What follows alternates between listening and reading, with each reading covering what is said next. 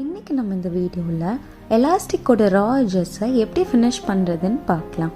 அதுக்கு முதல்ல நான் இந்த ரா எட்ஜஸை லைட்டர் யூஸ் பண்ணி பர்ன் பண்ணிக்கிறேன் டு அவாய்ட் ட்ராவலிங். நிறைய பேர் இந்த ரா எட்ஜஸை கிளாத் வச்சு ஃபினிஷ் பண்ணுவாங்க. பட் இப்போ நான் சொல்கிற இந்த method is much more easier. Side சீமை ஹாஃபாக ஃபோல்ட் பண்ணி வச்சு எட்ஜஸில் 4 to 5 ஸ்டிச்சஸ் போட்டுக்கோங்க.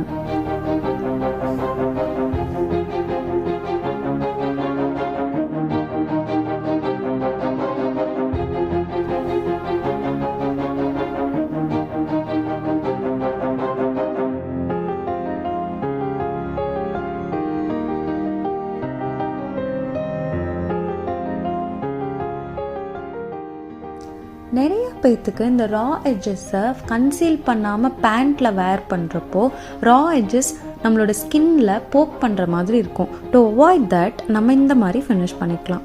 ஃபினிஷ் பண்ணக்கப்புறம் பார்த்தீங்கன்னா ரா எட்ஜஸ் கம்ப்ளீட்லி கன்சீல் ஆகிருக்கும்.